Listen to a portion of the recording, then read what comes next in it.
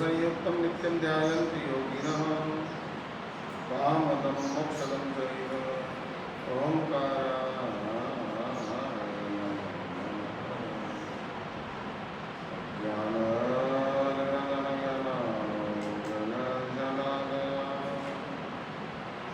नेत्रमुन्मीलितं येन तस्मै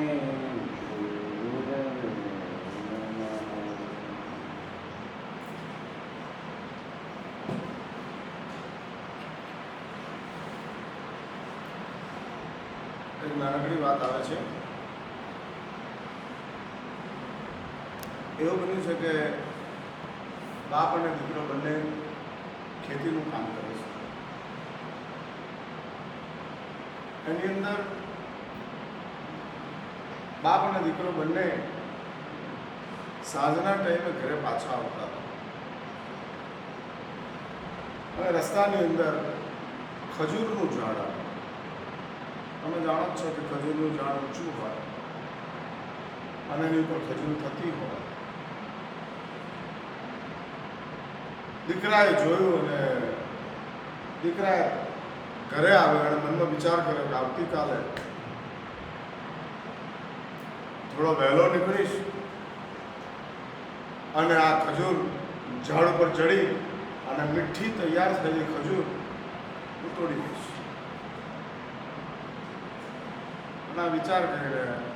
દીકરો સૂઈ જાય છે. પપ્પાને કહે છે, બાપાને કાલ સવારમાં વહેલો જઈશ અને ખજૂરના ઝાડ ઉપર જે ખજૂરી આવી છે એ ખજૂરીને તોડવી છે.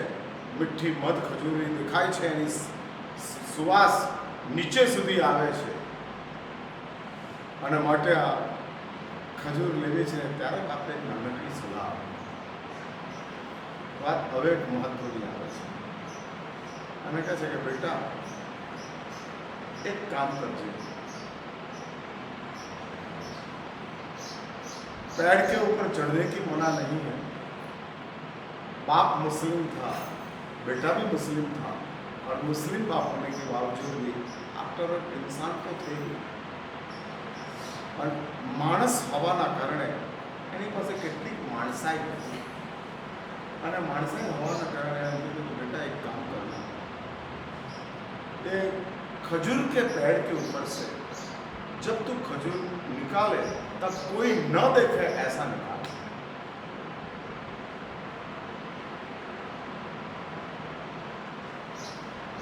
અને છોકરો તો નીકળ્યો, કોઈ ન દેખે એટલા જ માટે સવારે વહેલો જતો રહીશ. અંધારું હશે, ખેતરમાં જાઉં છું, નિર્જન વસ્તી હશે, 7, 7:30, 8 પછી લોકો આવશે એટલે હું 6 વાગે નીકળી જઈશ અને ખજૂરના ઝાડ ઉપર ચડી અને ખજૂર લઈ લઈશ. તો ઉપર ચડ્યો, સવારે વહેલો ગયો 6 વાગે અને જુએ છે કોઈ છે નહીં. જ્યાં તોડવાની શરૂઆત કરે છે ત્યાં અવાજ આવે છે, मैं देख रहा. એટલે રોકાઈ ગયો અને આજુબાજુ જુએ છે, કોણ જુએ છે? વળી પાછો 5, 10, 15 મિનિટ રોકાયો. નાનકડો બાળક, નિર્દોષ સમજ, અને નિર્દોષ સમજ હોવાના કારણે 5-10 મિનિટ વળી પાછો રોકાયો અને વળી પાછો तोड़वानी शुरुआत करे છે। खड़ा रे क्यों तोड़ रहा है? तेरे बाप ने बताया है कोई न देखे तब तोड़ना है, मैं देख रहा है। વળી પાછો ઝાડની ઉપર જ બેસી ગયો। એમ કરતા કરતા 12 વાગી ગયા। ઝાડની ઉપર જ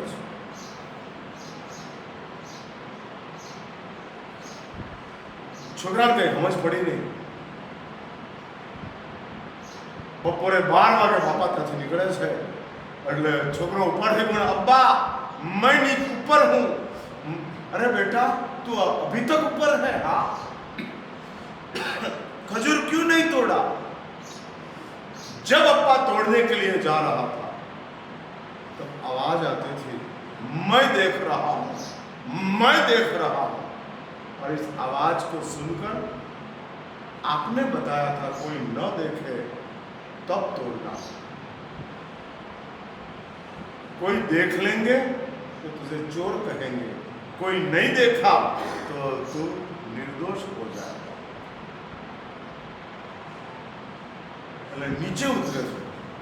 હવે નાનકડું બાળક છે, પપ્પાને પૂછે છે કે પપ્પા આ અવાજ કોનો? અને બાપ બહુ નાની સમજતી કહે છે કે બેટા खुदा की आवाज थी, खुदा देख रहे थे। हाँ, भगवान જોઈ રહ્યા હતા અને ભગવાન જોતા હતા માટે કહે છે કે બેટા હું જોઈ રહ્યો છું, ન તોડીશ, હું જોઈ રહ્યો છું। આ નાનકડી એક વાત લઈ હું તમને એક વાત કહેવા માંગુ છું। કોઈ પણ ખોટું કામ આપણે કરતા હોઈએ ત્યારે એક વાત સમજી રાખજો, ભલે દુનિયા નથી જોતી, ઈશ્વર જોઈ રહ્યા છે। હવે ખબર હવે આમ બધે ઠેકાણે સીસીટીવી કેમેરા લાગે છે, આપણે દેખતા નથી પણ એ જુએ છે। સીસીટીવી કેમેરા આપણે નથી જોતા પણ એ જુએ છે અને સીસીટીવી કેમેરામાં પકડી જાય છે અને પકડી ગયેલા હાથમાં આવી જાય છે। ભલે કશું જ ન કર્યું।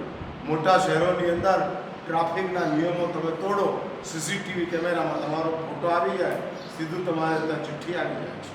બીજે દિવસે હા, બીજે જ દિવસે ચિઠ્ઠી આવી જાય છે, 300 રૂપિયા ભરી દો, 100 રૂપિયા ભરી દો।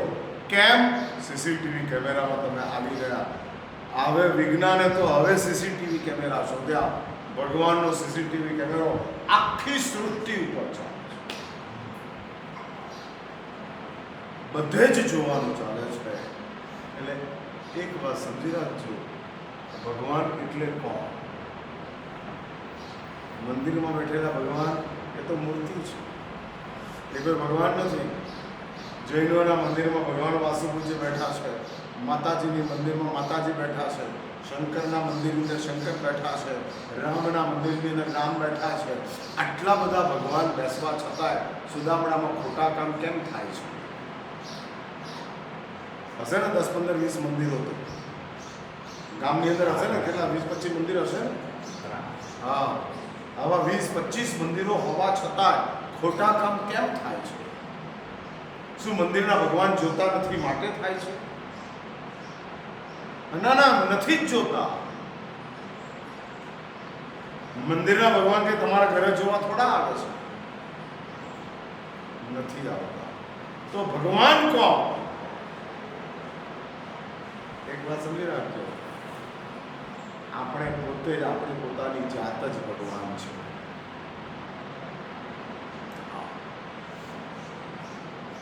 તમે જે ખોટું કામ કરો ને ત્યારે અંદરથી તમારો અવાજ આવે છે કે આ ખોટું છે, ના કરાય, આ ખોટું છે, ન કરાય, આ તું કરે છે બરાબર નથી। ખોટું કરનારાને અંદરથી અવાજ તો આવે જ છે કે આ તારાથી ન કરાય। રાવણે સીતાનું અપહરણ કર્યું, અશોક વાટિકામાં સીતાને રાવણ લાવીને બેસાડી દીધી, સીતા। પણ રાવણ સીતાની સાથે કોઈ દુર્વ્યવહાર કરતા નથી। કેમ નથી કરતા? તમામ રામાયણમાં એકી અવાજે આ વાત છે કે નથી કરતા। સીતાની પૂજા કરવા માટે કઈ રાવણ સીતાને લાવ્યા નતા. સીતાને પોતાની પત્ની બનાવવા માટે જ લાવ્યા, અને છતાંય નથી કરતા. આમાં તો એક બહુ મોટી ઘટના આવી. રામાયણની અંદર એક પ્રસંગ આવે છે. આમ 6-12 મહિના પસાર થઈ ગયા, સીતા એકની બે થતા નથી. રાવણની વાત માનતા નથી, અને નહીં માનતા હોવાના કારણે રાવણ બેચેન છે. રાતોની ઊંઘ હરામ થઈ ગઈ છે. આ ઊંઘ હરામ થઈ ગઈ છે. જ્યારે આપણા મગજની અંદર કોઈ ખરાબ વિચાર આવે છે, ત્યારે આપણી સુખ, શાંતિ, ચેન બધું જ ખતમ થઈ જાય છે. એક વાત સમજી રાખજો, દુઃખના કારણે આપણે દુઃખી નથી, ખરાબ વિચારના કારણે આપણે દુઃખી છીએ. આ ખોટા વિચારો આવે છે માટે આપણે દુઃખી છીએ. દુઃખના કારણે દુઃખ નથી. કોકે તમારા 500 રૂપિયા પડાવી લીધા એ દુઃખ છે, પણ એ તમને 500 રૂપિયા આપતો નથી એ દુઃખ છે. પણ એ 500 રૂપિયા નથી આપતો એના માટે જે તમને ગુસ્સો આવે છે, ગાળાગાળી કરવાનું મન થાય છે, ઝઘડી લો છો, એ ઝઘડો છો ને એ દુઃખ છે. એવા જ તમારા 500 રૂપિયા તમારા દીકરાએ લીધા હોય અને તમને પાછો ન આપતો હોય તો તમને ખરાબ વિચાર નથી આવતા. તો એ 500 રૂપિયા દીકરાએ લીધેલા છતાંય આપણને દુઃખ થતું નથી. એટલે સીધી વાત છે કે ખોટા વિચાર કરો છો માટે દુઃખી છો. હા, અને દુઃખી આપણને કરતા રહ્યા છે. એટલે જ આ રાવણ દુઃખી છે, બેચેન છે. રાતની ઊંઘ ખતમ, ગાદીમાં આડોટ્યા કરે છે.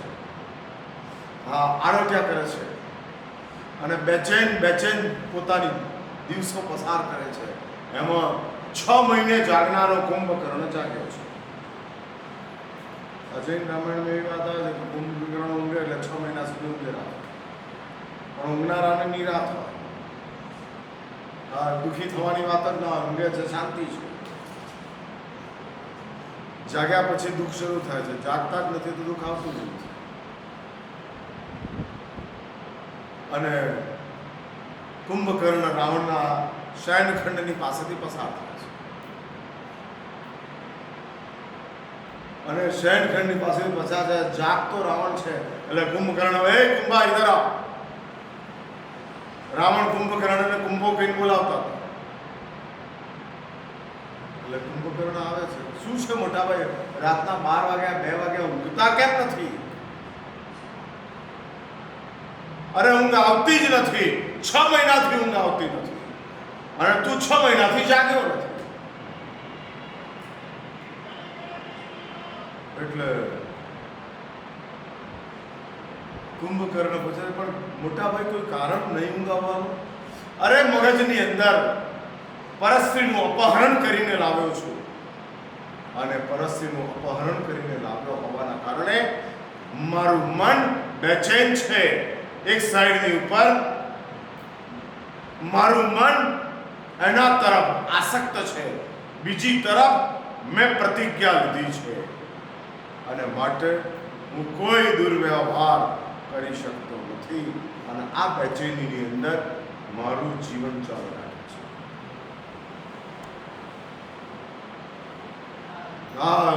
આવી કમનસીબી ચાલતી જાય છે. એક વાત સમજી રાખજો, માણસ તરીકેનો દેહ જે મળ્યો છે ને, એ ગયા જન્મમાં બહુ સારા કામ કર્યા હતા એટલે આપણે માણસ થયા. હા, બહુ સીધી વાત છે. હા, બહુ સીધી વાત છે. માણસ થવા માટે બીજું કોઈ રસ્તો છે જ નહીં. હા, તમે સારા કામ કર્યા માટે તમે માણસ થયા.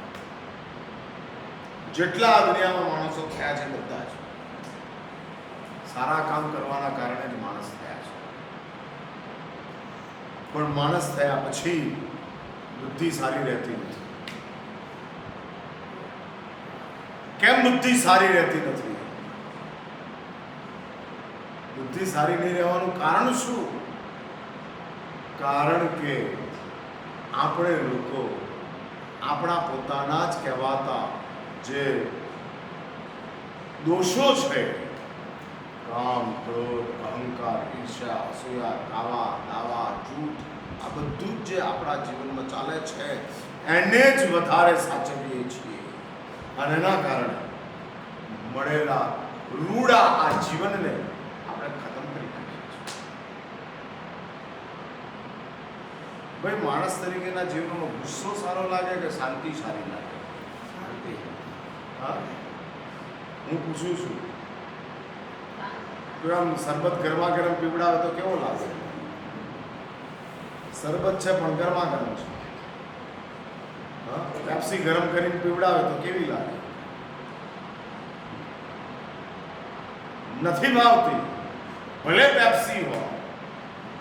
એટલે શરબત ઠંડો જ જોઈએ. માણસ ઠંડો જ જોઈએ. ગુસ્સો કરાય છે અને આપણા જીવનમાં ચાલ્યા એવા જ આપણા જીવનની અંદર કેટલાક વ્યસનો આવતા ગયા, ખોટા રસ્તે ચડતા ગયા. એ જ રીતે પૈસા મેળવવા માટે ગમે તેવા કામ કરવા માટે આપણે તૈયાર થઈ જતા.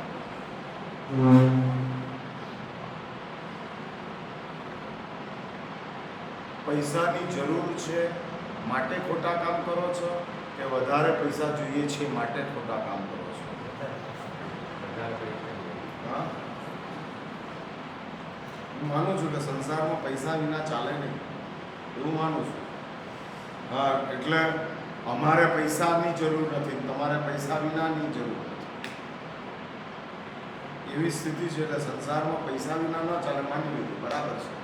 આ બહેનોને પૂછો, દાળમાં મીઠું ના હોય તો ન ચાલે, બરાબર? દાળમાં મીઠું ન નાખો તો કેવી લાગે? દાળ મોળી લાગે, ભાવે નહીં.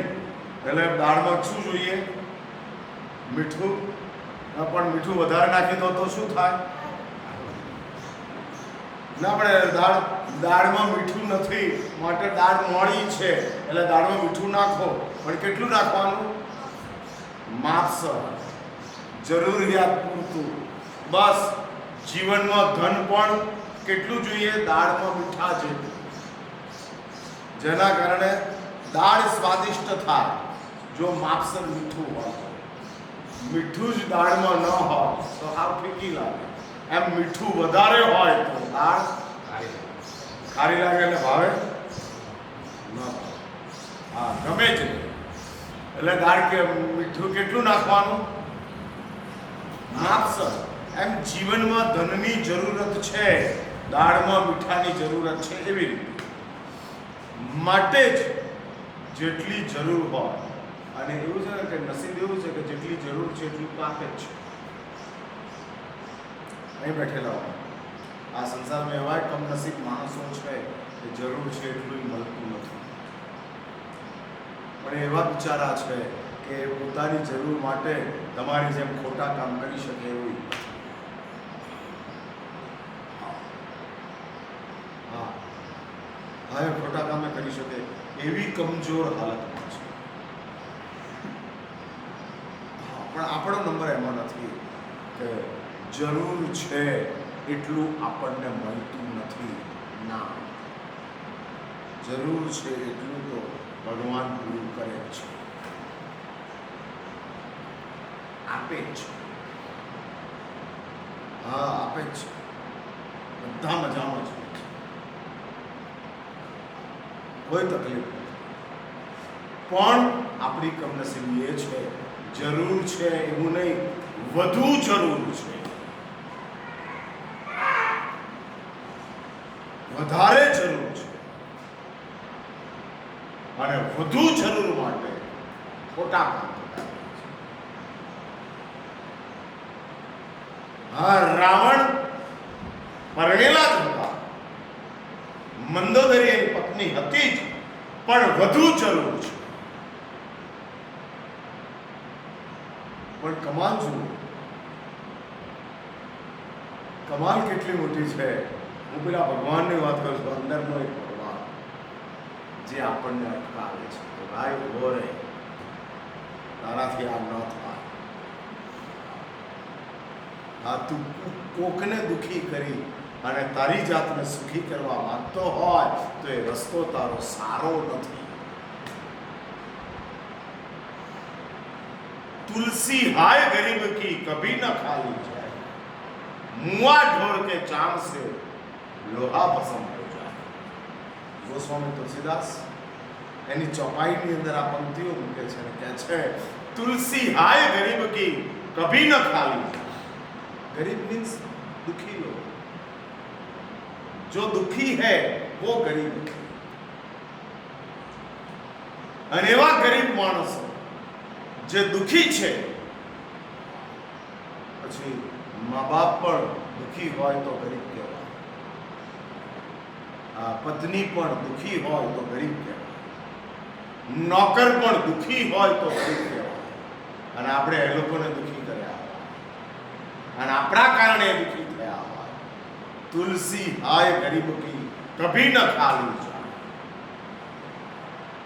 કોકની દુઆ તમારા જીવનની અંદર સફળ થશે કે નહીં એ સવાલ છે, પણ કલિકાલની અંદર કોકની બદદુઆ તો જરૂર જરૂર પરિણામ આપશે જ.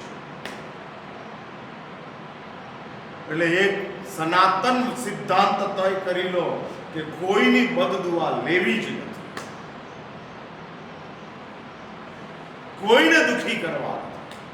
હવે આવી ગરમીની અંદર તમારી ગાડીની નીચે કૂતરું સૂતું છે, તમારે ગાડી ચાલુ કરવાની જરૂર નથી, તો ગાડીને શું કામ ધક્કો મારીને કાઢો છો? શું કામ એને દુખી કરો છો? સુવા દો. ચાલતા ચાલતા નીકળ્યા છો, કોઈ ઝાડનું પાન તમને નુકસાન કરતું નથી, શા માટે તોડો છો? છોડી દો. હા, ઝાડના પાનમાં પણ જીવ છે, કૂતરામાં પણ જીવ છે. ન હેરાન કરાય, ન પરેશાન કરાય. તુલસી હાય ગરીબ કી કભી ન ખાલી જાય. ક્યારેય ખાલી જતી નથી. અને પછી ગોસ્વામી તુલસીદાસ દ્રષ્ટાંત આપે છે. જૂના જમાનાની અંદર લુહારને ત્યાં લોખંડને ઓગાળવામાં આવતું અને લુહાર જે ધમણ બનાવે આગ પેટાવવા માટે, એ ધમણ શેની બનતી હતી? ચામડાની. હા, ચામડાની ધમણ બનતી હતી. અને આમ દબાવ હવા ભરતા જાય અને આગ પેટાવતા જાય અને લોખંડ એમાં ગરમ કરતા જાય, કારણ કે લોખંડને ઓગાળી અને આકાર આપવાનો છે. ત્યાં ગોસ્વામી તુલસીદાસ કહે છે કે ભાઈ એક વાત સાંભળી લે, કોઈ આગની ગરમીથી લોખંડ પીગળતું નથી, પણ આ જે ચામડું પશુનું છે અને પશુના ચામડા ઉતરતી વખતે જે પશુને પીડા થઈ હતી અને એના જે નિશાસા આ ચામડામાં રહી ગયા છે, એ નિશાસાની આગના કારણે આ લોઢું ઓગળી જાય. નિશાસાની આગ, કોઈના નિશાસા લેતા. અને એટલે જ રાવણ ડરે છે. સીતાને લઈ તો આવ્યો, પણ સીતાના નિશાસા તો મારે નથી જોઈએ. સીતા એકના બે થતા નથી. એટલે કુંભકર્ણ અને રાવણની વચ્ચે એક નાનકડો સંવાદ ચાલે છે. અને ચાલતા એ સંવાદની અંદર વાત એવી બને છે કે રાતના 2 વાગે કુંભકર્ણ રાવણને કહે છે કે મોટા ભાઈ, આપે તો 1000 વિદ્યાઓ સિદ્ધ કરી છે.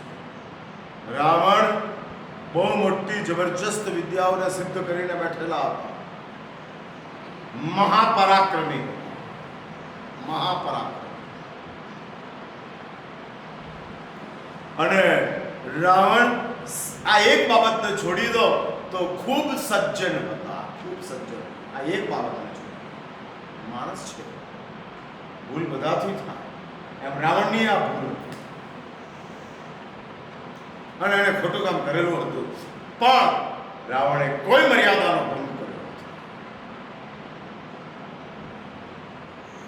અને રાવણ અને કુંભકર્ણ સલાહ આપે છે, મોટા ભાઈ, આપની પાસે એક રૂપ પરાવર્તિની વિદ્યા છે. એ રૂપ પરાવર્તિની વિદ્યાનો તમે પાઠ કરો એટલે વિદ્યા હાજર થાય. અને વિદ્યાને તમે કહો કે મને મારું આ રૂપ કરી નાખ એટલે એ રૂપ કરી નાખ, બદલી જાય. અને કુંભકર્ણ કહે છે કે મોટા ભાઈ આ વિદ્યા આપને સિદ્ધ છે, એને બોલાવો અને એને કહો કે મને રામ બનાવી દે અને તમે રામ બની જાઓ.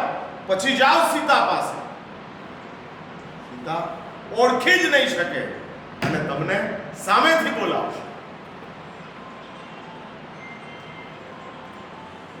કુંભકર્ણને એમ થયું કે મેં આ સલાહ આપી અને રાવણની નિરાત કરી નાખે ત્યાં રાવણની સાસો નાખે છે. અને રાવણ કુંભકર્ણને કહે છે કે અલ્યા કુંભા, તને એટલોય ખ્યાલ નથી કે તારો ભાઈ જેના માટે આટલી મહેનત કરે છે એ ભાઈએ રૂપ પરાવર્તિની વિદ્યાનો ઉપયોગ નહીં કર્યો હોય? એટલે હવે રાવણ કુંભકર્ણ વિચારમાં પડે છે.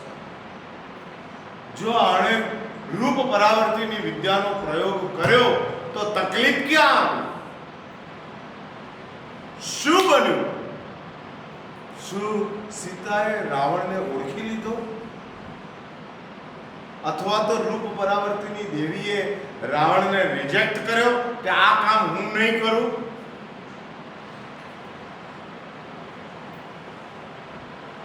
શું બન્યું?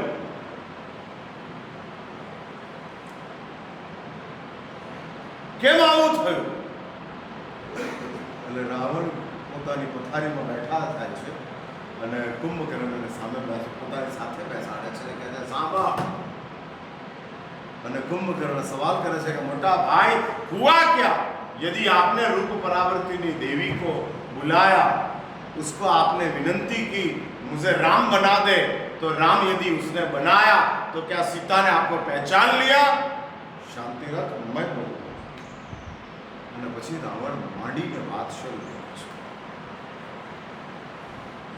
હા, રામાયણ મહાભારત એવી બધી ઘટનાઓ લઈને બેઠેલા છે કે જે આપણા માનસને સ્વસ્થ રાખે. હું માનું છું કે ઘરની અંદર દરરોજ 15 મિનિટને માટે 20 મિનિટને માટે આવી રામાયણની વાતો આખા ઘરે ભેગા થઈ અને કરવી જોઈએ. મોબાઈલ અને વોટ્સઅપ આપણને કશું આપતા નથી. 10 વર્ષ 15 વર્ષ પહેલા એવું હતું ને કે છોકરો ધંધા માટે મોબાઈલ લાવતો, પછી બાપાએ મંગાવ્યો. બાપા મોબાઈલ ભજન માટે વાપરતા હતા. હવે બાપા મોબાઈલ વોટ્સઅપ માટે વાપરે છે, યુટ્યુબ માટે વાપરે છે અને બધું જ એની અંદર. છોકરો ધંધા માટે વાપરે છે અને બાપ દ્વારા જ ધંધા માટે વાપરે છે. હા, એની અંદર જ સમય પસાર થાય છે, દિમાગ ખરાબ. मिलता कुछ नहीं है और दुनिया भर का बिगाड़ अपने आप में आता है. कશું જ મળતું નથી. ખોટો વિચાર કરો છો એનું પણ તમારે સજા ભોગવવી પડશે. વિચાર પણ પાપ છે અને એની સજા ભોગવવી પડશે. હા, નાનકડી સજા એની પણ મળતી છે. વિચાર કર્યો અને વિચારના કારણે દંડ. હા, કશું જ કર્યું નથી છતાં વિચાર કર્યો અને વિચારના કારણે ખતમ થયું. એવા કઈક દ્રષ્ટાંતો આવે છે. રાજાએ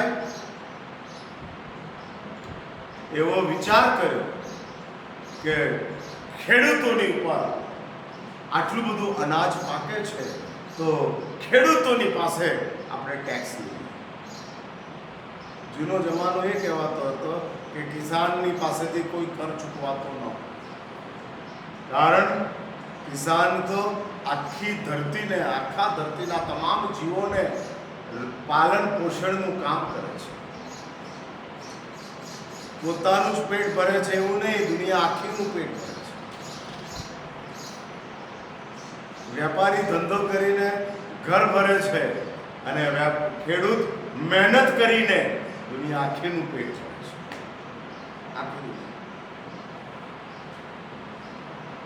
બાજરી ઉગે છે ને બાજરીના દાણા ખેતરમાં પડે છે તો કીડીઓ જમી જાય છે, પંખીઓ ચણી જાય છે અને ઘાસ ગાયો ખાઈ જાય છે અને પાછી માણસોના પેટ ભરતા જાય છે. પોતાનો નંબર તો કિસાન સૌથી છેલ્લો રાખે છે.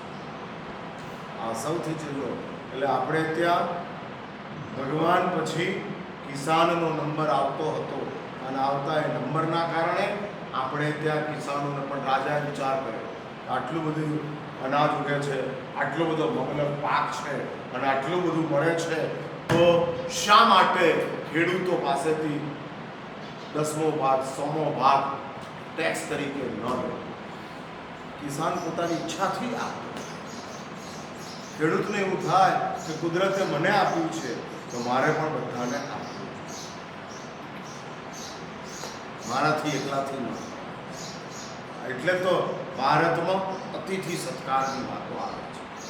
અહીં આવતા સાધુજી ભગવંતોને તમે અતિથિ સત્કાર તરીકે તમારે ત્યાં ભિક્ષા લેવા માટે આવે છે અને તમે ભિક્ષા આપો છો. સાધુને અપાતી ભિક્ષા શાસ્ત્રો કહે છે કે આવતા ભવોની અંદર લખલૂટ પુણ્ય આપી અને આપણા તમામ આપત્તિઓને ખતમ કરી આપે છે.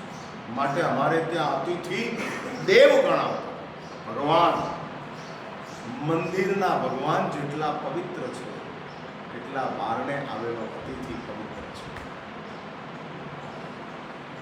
હા, પવિત્ર છે. એની દુઆ ક્યારે પણ ફેલ જતી નથી, નિષ્ફળ જતી નથી, મળતી જ જાય છે. સુદામડા છોડીને જૈનો ભાગી ગયા, તમે રહી ગયા. હા, બધા ભાગી ગયા. અમારા માટે અપાસર બનાવ્યો પણ અમને ખવડાવવાની જવાબદારી તમને સોંપી ગયા. હા, એવું થયું અને તમે એ જવાબદારી બહુ જ સરસ રીતે નિભાવતા જાઓ છો, ગોઠવતા જાઓ છો. પેલા રાજાએ વિચાર કર્યો લઈએ અને પરિસ્થિતિ એ ઊભી થઈ કે આ વિચારથી બીજે વર્ષે દુકાળ, માત્ર વિચાર. કોઈ જ્ઞાની આવે છે રાજા પૂછે છે કે प्रभु सदियों सालों से नहीं सदियों से मेरे राज में कभी अकाल नहीं हुआ था, इस बार अकाल क्यों? અને ત્યારે રાજાને પેલા જ્ઞાની કહે છે રાજા તમે આ વિચાર્યું હશે અને આ વિચારના કારણે વાદળો વિખરાઈ ગયા,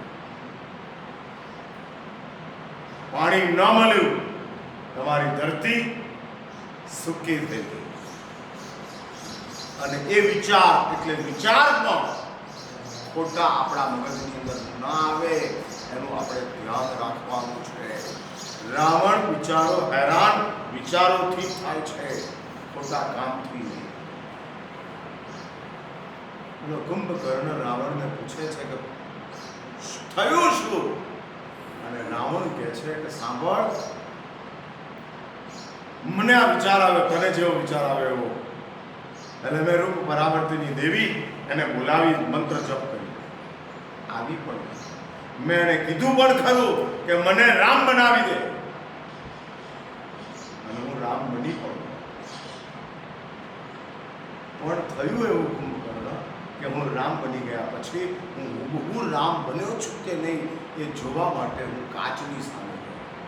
ફૂલ સાઈઝનો કાચ આવે ને, આખો માણસ દેખાય એવો 6 ફૂટનો કાચ, એ કાચની સામે હું ગયો અને કાચની સામે હું ઊભો રહ્યો અને પ્રતિબિંબમાં સાક્ષાત રામ દેખાયા, હું રામ દેખાયા. રૂપ પરાવર્તિની દેવીને બરાબર મને રામ બનાવી દીધેલો તો એ જ ડ્રેસ, એ જ શરીર, એ જ ધનુષ્ય, એ જ તિલક, બધું જ એ માત પાછળની જટા પણ એ જ. સીતા ઓળખી જ ન શકે કે આ નકલી રામ છે, આ ઓરિજિનલ રાવણ છે, નકલી રામ છે. એવું ઓળખી જ ન શકે એવું મને રૂપ પ્રાવૃત્તિની દેવીના પ્રતાપે હું થઈ ગયો. અને મેં કાચની અંદર જ્યાં રામને જોયા ત્યાં જ મારી સીતા પ્રત્યેની વાસના ખતમ થઈ. પગ જ ના. જહાં રામ તહાં નહીં કામ, જહાં કામ તહાં નહીં રામ. તુલસી દોનું ના રહે, રામ કામ કરતા. એટલે જ્યાં ભગવાન હોય ત્યાં પાપ નથી હોતું, જ્યાં પાપ હોય ત્યાં ભગવાન નથી હોતા. હવે તમે નક્કી કરો કે આપણે શું કરવું છે, ભગવાન સાથે દોસ્તી કરવી છે કે પાપો સાથે દોસ્તી કરવી છે? શું કરવું છે? જે તમને ખરાબ લાગે તે પાપ છે. જે તમારી સાથે કરાય તે પાપ છે. જે તમારી સાથે કરવાના કારણે તમને ખરાબ લાગે તે પાપ છે. જે તમને પોતાને ખરાબ લાગે તે પાપ છે. અને તમારી સાથે કોઈ એવું કરે કે જે તમે બીજા સાથે કરો છો અને એમાં તમને ખરાબ લાગતું હોય તો તે પાપ છે. એટલે કોઈ તમને ગાળ આપે તો તમને ખરાબ લાગે છે? જાતને પૂછો. કોઈએ તમને ગાળ આપીને તમને ખરાબ લાગે છે? યસ કે નો? યસ. હા, લાગે છે તો લખી રાખો કે તમે કોકને ગાળ આપો તે પાપ છે.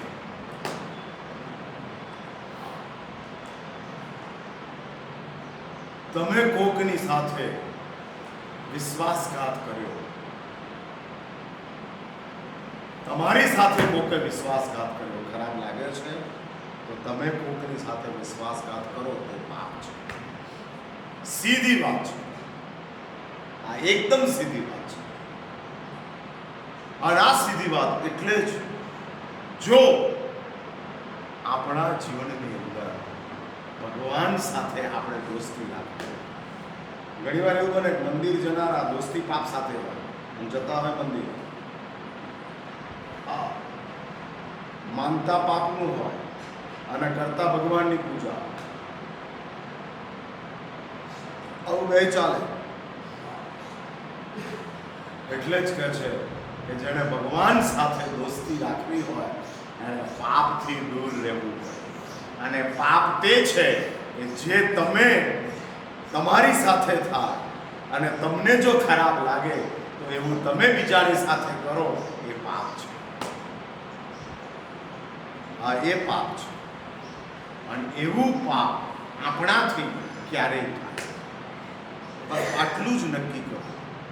કોક તમને લાકડીએ મારે અને એ તમને ખરાબ લાગતું હોય તો તમે કોક પશુને લાકડીથી મારો એ પાપ છે. હા, એ પાપ છે. ન જ કરાય. હા, ન જ કરાય. એવું નક્કી કરો. સંપૂર્ણ સુદામણાને આપણે હિંસા મુક્ત કરી નાખવું છે, વ્યસન મુક્ત કરી નાખવું છે. કોઈ વ્યસન ન. અહીં આગળ પાનનો ગલ્લો કે બીડીની ધુમાડા કે સિગરેટ કશું જ ન ચાલે.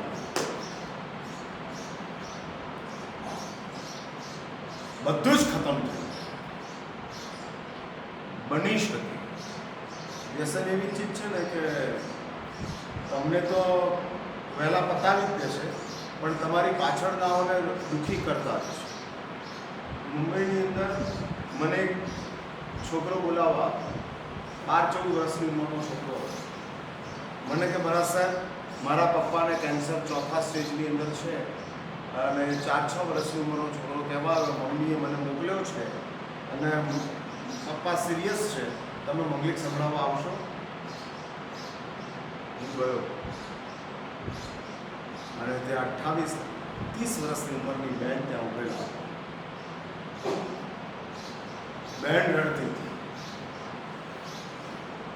મને ખબર પડી ગઈ કે આ છોકરાની પત્ની હશે, આ છોકરો એનો દીકરો હશે.